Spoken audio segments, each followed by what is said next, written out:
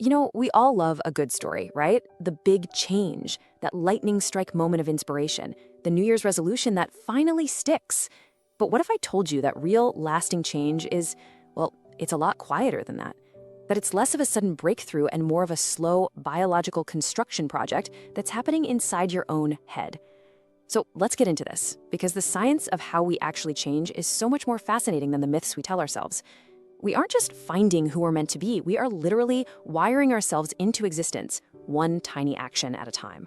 Seriously, just let that sink in for a second. Your future self, it isn't some destination you just arrive at one day. No, it's a product being assembled on a factory line right now, in this moment. And the raw materials aren't your grand visions or these heroic efforts. They're the small, the quiet, and yeah, often the boring choices you make every single day. Deciding to pick up a book instead of your phone, choosing a glass of water over a soda. Those are the moments that truly build you. See, your brain doesn't really care about your big goals. It only pays attention to what you do. It's a relentless data collector, and that data is being used to build the person you will inevitably become. Come on, we've all been there, right? You commit, you're gonna go to the gym, you're gonna learn that new language, you're finally gonna write that book. Day 1, you're fired up. Day 5, you're still pushing through. But by day 10, you look in the mirror, nope, no six-pack. You check your bank account, it hasn't magically grown. You feel exactly the same. All that work, all that willpower, for what? It feels like you're just spinning your wheels, and that little voice in your head starts whispering, this is a waste of time, let's just stop. And so, you quit. But that moment, the one that feels like total failure, it's actually a critical biological intersection. It's called the plateau of latent potential. And it's that incredibly frustrating gap between the effort you're putting in and the results you can actually see. And in this gap, your brain makes a decision. It's a very logical decision, but it's also a very dangerous one, based on millions of years of evolution. It says this activity is costing us energy, and we're getting zero reward. We need to stop to conserve resources. Most people, honestly, spend their entire lives bouncing on and off this plateau, starting and stopping, and they never realize they are quitting at the exact moment the real work is just beginning. And here is the core of the problem. It's a total mismatch of timelines. See, we expect our results to grow in a nice, neat, straight line. For every bit of effort we put in, we want to see a bit of progress. But that's just not how biology works. The real work, that neural rewiring happening deep inside your brain, that stuff is growing exponentially.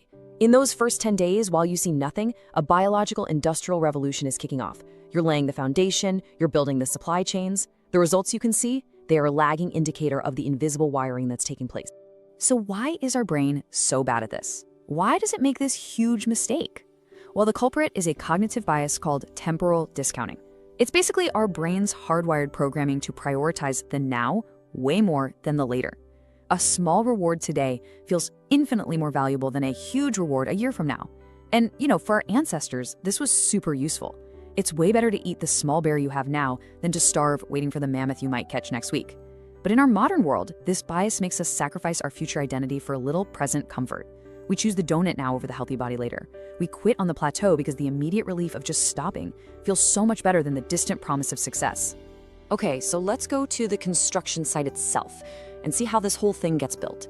This is the myelination automation loop. It all starts with stage 1, the synaptic spark.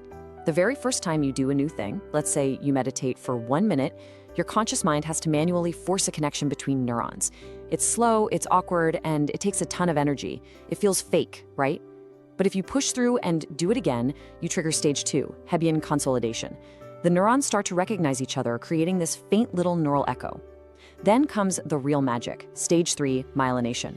With every repetition, your brain sends out special cells to wrap that neural circuit in a fatty sheath called myelin.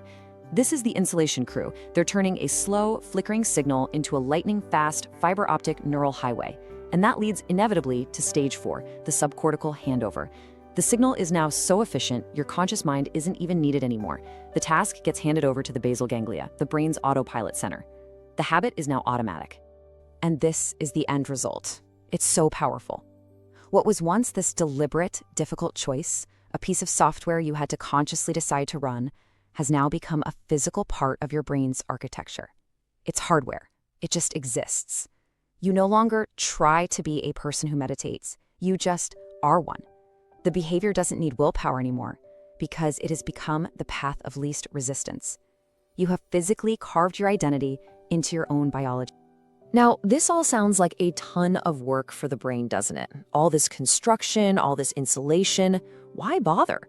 Why is the brain so completely obsessed with taking things you do and turning them into these unconscious routines? Well, the answer gets right to the very core of our survival instincts. And the answer comes down to one simple biological fact. Conscious thought is expensive. It is the most metabolically draining activity your brain performs. Your brain is an energy miser. It's always looking for ways to conserve its battery. Think about it. If you had to consciously deliberate every single action every day, how to tie your shoes, how to brush your teeth, how to drive your car, you'd be mentally exhausted by 9 a.m. By automating all these common tasks into habits, the brain frees up precious mental energy for more important stuff, like learning new things, solving new problems, or, spotting a predator in the bushes. Automation is a survival efficiency strategy, plain and simple. This brings us to one of my absolute favorite concepts, compounding neural interest. Just think of every small repetition you make as a tiny deposit into a savings account. On day one, depositing a single penny seems pointless, right? Even after a month, you don't have much to show for it. But over years, the power of compound interest takes over, and that account grows exponentially. It's the exact same thing with your brain. Each time you put on your running shoes, you're making a small neural deposit. It feels totally insignificant at the time, but the biological interest is compounding through that myelination process. Over time, these tiny deposits build a version of you that your past self wouldn't even recognize. So we get the system now. We see how the brain builds habits, even without our permission. The question now is, how do we take control? How do we move from being just a passive laborer on this construction site to being the chief architect, intentionally designing the neural highways we actually want? The key is to stop fighting our brain's nature and start working with it. So what's in our toolkit? First up, use identity-based triggers. So instead of saying, I'm trying to eat healthy, you declare, I am a healthy person. This creates a little bit of tension in your brain if your actions don't line up with who you say you are, making the right choice easier. Second, apply the 2-minute rule. The goal isn't to run a marathon, it's just to put on your running shoes. Make the start of any new habit so easy it's almost impossible to say no. That's how you get that first synaptic spark. Third, become an environment designer. Want to floss more? Put the floss right on top of your toothpaste where you literally can't miss it. This totally bypasses willpower and speaks directly to your brain's autopilot system. And finally, follow the never miss twice rule. Because missing one workout, that's an accident. Life happens. But missing two, that's the start of a brand new unwanted habit. You have to protect that myelination process at all costs. This is one of the most powerful insights into human behavior you will ever hear.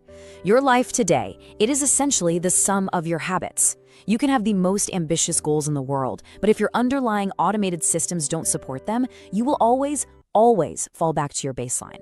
Your outcomes are a direct reflection of the architecture you've built, not the castles you dream of building. If you want to gain agency over your life, you have to gain agency over those small daily systems. So let's end with this. We're so often told to go out there and build this grand life, but the science shows us something different, something way more fundamental. Your future self isn't a destination to be found. It's a direct result of the small, quiet choices you automate today. The real work isn't in the dreaming, it's in the doing, over and over and over again until the doing becomes who you are. So the ultimate question then isn't what do you want to achieve, but who do you want to become? And what tiny repetition performed today will begin wiring that person into existence.